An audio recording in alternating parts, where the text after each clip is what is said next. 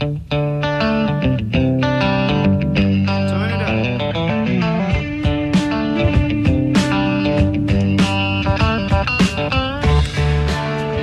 thought that'd be a pretty good opener to it, Ed.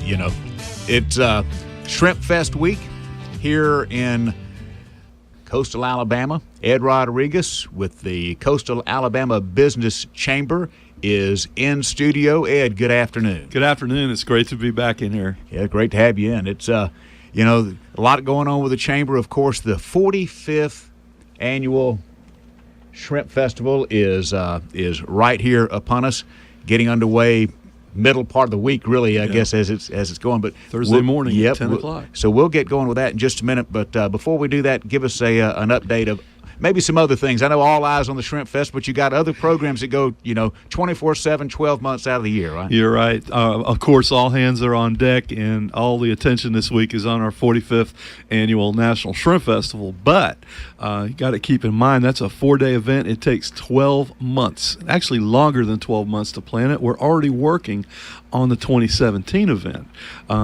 Quite frankly, if it were not for the 500 plus volunteers that help us put this together, and the 80-plus committee members on the Shrimp Fest committee that help put this together, there's no way we could do this. We have a staff of 7 at the Coastal Alabama Business Chamber, and if it were not for them, we couldn't do it. So I think it's just important to mention that in addition to the festival, we don't drop the ball on all the other things that are going on right now.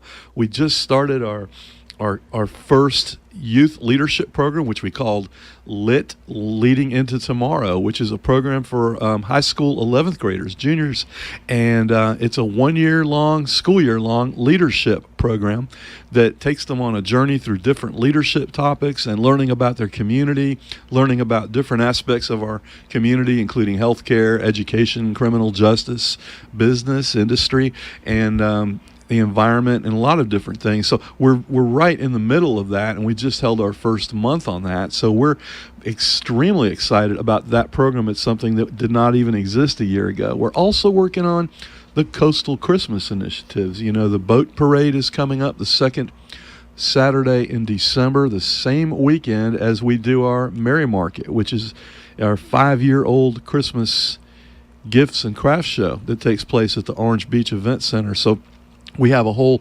weekend focused around different activities there in Orange Beach and also Gulf Shores. We participate in the Christmas parade in the city of Gulf Shores, and of course, the boat parade kicks off from Gulf Shores. But we do have a lot going on, and we're also working on our normal things that we do this time of year. Our new board was just elected, and we're going to be holding a board retreat just a few weeks after Shrimp Fest and a staff retreat so that we can start planning our goals and our action plan for next year.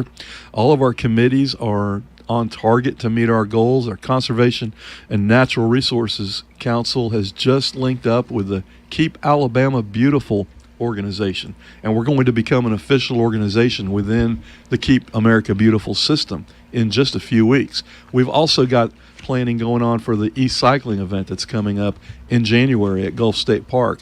Every single committee is already working on things for next year. Two things I want to back up to. I want to sail back to the boat parade, and from 2 points. Number one, from a spectator's standpoint, best place to view the parade, in your opinion? Well, that's a good question, because most people most people watch the parade from the places where lots of folks can congregate and have a picnic or tailgate party out of it.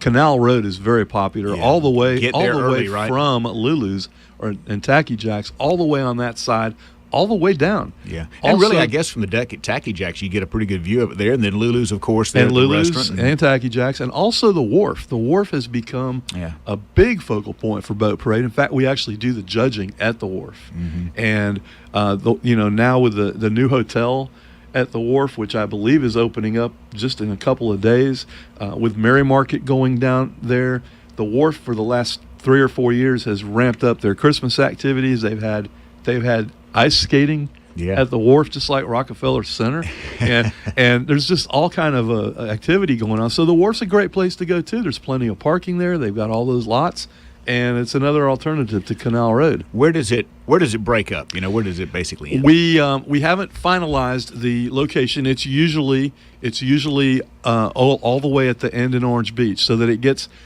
to start out in Gulf Shores, and then it goes all the way through down the canal and through the back bays, and we end up with a like Arnica Bay maybe there. We ended up last year. We ended up at Cobalt. Oh yeah, okay. But we've also ended up at other marinas, and the reason we try to do it at a marina where there's a location where we can hold an after party for all the people that are on the boats, because you got anywhere between 30 and 50 boats depending on the promotion. And some of those boats are big. They some of those boats have really 30 big. Or 40 people on them. Yeah. But 2 years ago we had a kayak in the boat. Oh parade. boy. Yeah. I hope he was at the very end. Yeah, he actually didn't go all the way. He just went from Lulu's to the wharf and turned around by the time it was dark.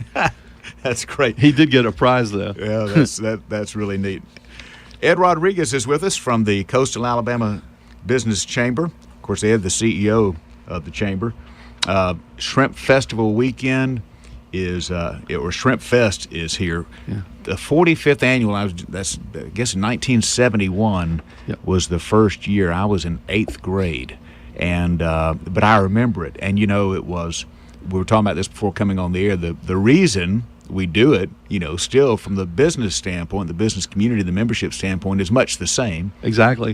So to kind of a boost to the businesses, but it's turned into something much larger over time. It has turned into the largest event in the state of Alabama, the largest event of any kind. Yeah, I can remember when it all took place basically under the traffic light there at the exactly. beach. The first year, I am told, was 5 hours and 7 booths, or it may have been 7 hours and 5 booths.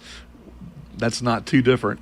But now we have hundreds of booths over 4 days, 250,000 visitors, 500 plus volunteers. We got over 100 hours of entertainment on 3 different stages going nonstop. Wow. And it really has become a major engine for this economy. We commissioned a study 3 or 4 years ago with the University of South Alabama. It was a professionally done study, not just on crowds and traffic counts, but also on the economic impact. And conservatively, and this was 3 or 4 years ago, we could expect a $40 to $40 million economic impact to our community during those 4 days. Wow. I can believe it. And we'll start seeing people.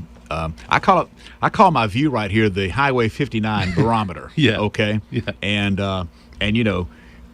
being a business owner here in Foley, but prior to the oil spill, Ed, I may have been as guilty as some, saying, golly, it's traffic, you know how everybody is. And it's a welcome thing. I love every car that comes through here. And yes, I can tell what kind of beach weekend we're going to have based on what I see through these windows. Just take a glance outside and you can exactly. predict it. So midweek, we're going to start seeing some folks coming in probably, right, Yes, based on yes. what you've talked to with the lodgings people? They're actually, some of them are starting to come in today. They're sponsors and vendors and people that are involved with the setup, the companies that we have doing tents and different things like that. They've been here. That's good. Well, such a boost to the economy, and we love it. And it's a wonderful thing because it's great for locals. I mean, it's a must do for all of us, and certainly the visitors. And like you said, I mean, it's a national event now. It is a national event, and not only is it the biggest event in the state, it's one of the biggest festivals in the country.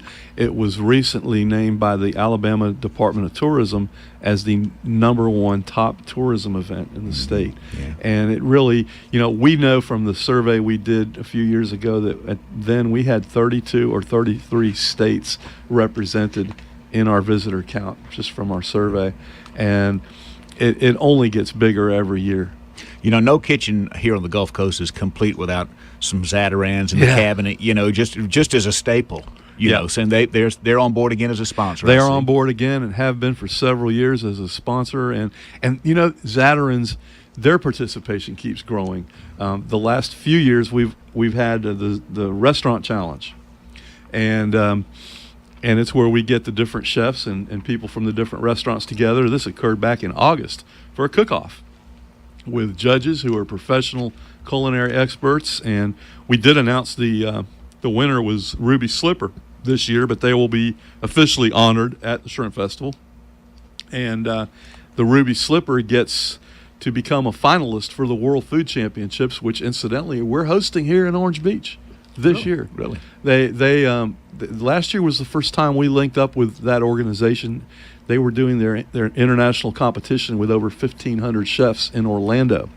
And our winner, who last year was Chris Sherrill from the Floribama Yacht Club, he went down there as our representative and competed and he got to meet the organizers and owners of that festival.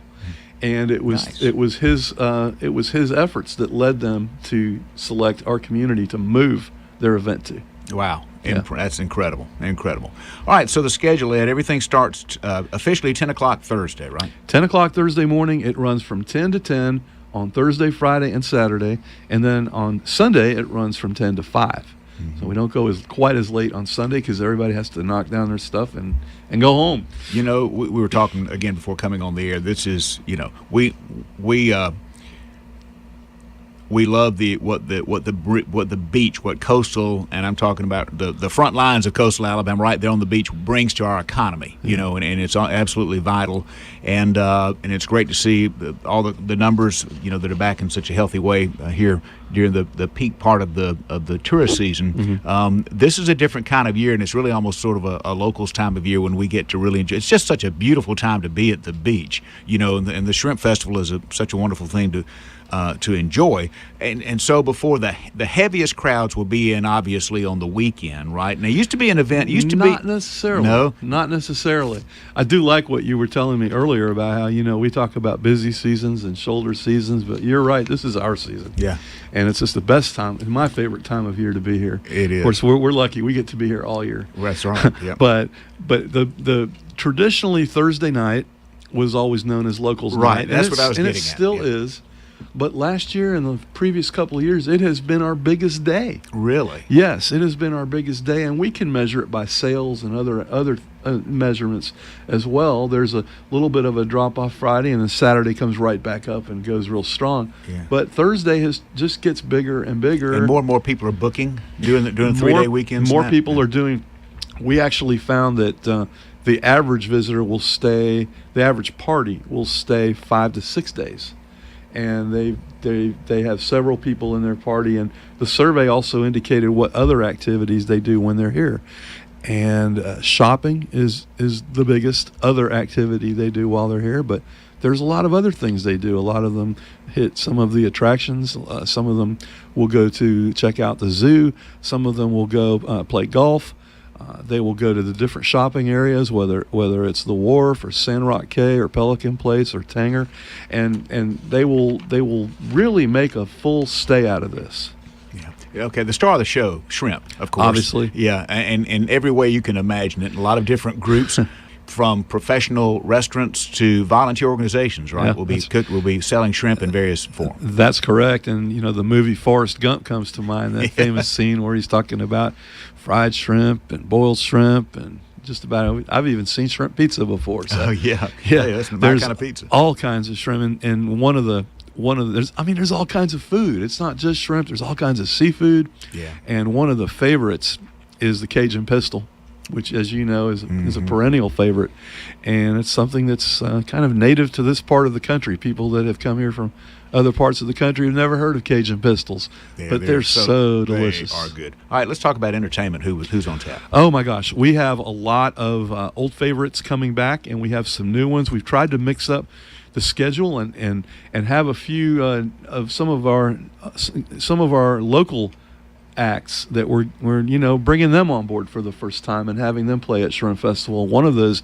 is David Jones. I don't know if you know him, but he's a former educator in Gulf Shores, and we've actually had a chance to hear him before when we did the Aaron Neville concert a couple years back. He was our opening act.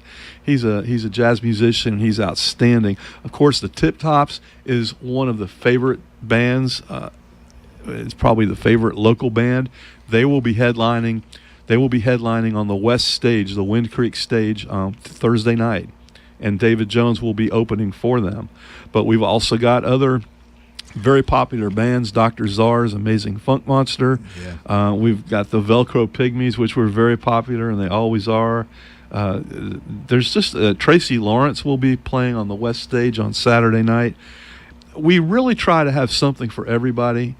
There's country, there's classic rock, there's newer rock, there's more 90s. There's all different types of music and different paces and tempos of music depending on the time of day. Let's talk about this for a second, Ed, because we have Shrimp Festival veterans, and I know that we've got people here listening on air who have been to every single Shrimp Festival since 1971, and they'll be there this year. For those who've never been and really want to have a good experience and go and to be able to go and enjoy the entertainment and those kind of things, what should they bring with them? Do they need if they need to sit? Do they need to bring a chair? Is there a place to set a chair? If they would like to set chairs, yes, and I recommend bringing a chair for the musical events, particularly at night when they get particularly crowded and people just bring those, and we have an area set up for people that want to do that and be comfortable, and they can leave their chair there and maybe browse around a little bit, come back a little bit later. Hopefully their chair will still be there. It usually is. Well, yeah. If somebody else is sitting in it, you just have to say, well, that's my chair. Yeah. But they should bring that. And I think that, if they're going to be out there during the day, you might want to bring some sunscreen. Yeah, good idea. Bring a healthy appetite because we have got some great food. Yeah, there'll be food and beverages of every description will be for sale all along the way, right? Right. And I think the biggest advice I can give anybody that's planning on attending, it doesn't matter if you're coming in Thursday or Sunday or any time in between, is people ask, where do we park? Yeah. And I have to say that there is no better way to get to our festival than to use one of the BRATS shuttles. And BRATS stands for Baldwin Regional Area Transit System.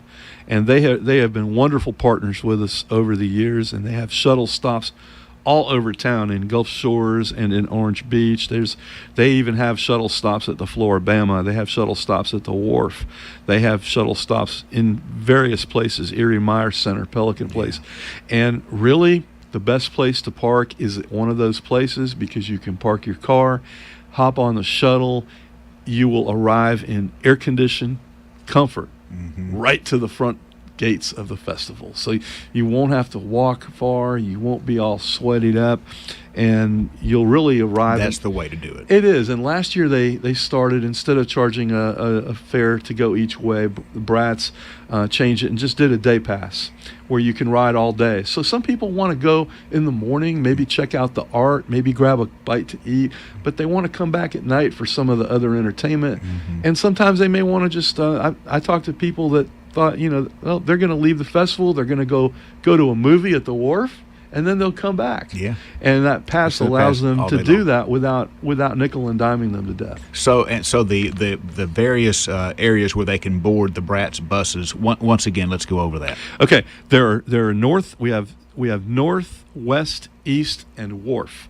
And there's stops in each of those places. We have a program that's available online. It's a printed program, but we also will have the printed programs, these available at the fest. Of course, by the time you get these, you're already there. Right. Anybody that wants to pick one up at the chamber, though, is more than welcome to do that. But in the north, we have shuttle stops at Erie Meyer and Gulf Shores and Pelican Place. To the west, we have Pier 33, we have the Sea Oats, and we have Waves Grocery and Package Store to the west of the festival.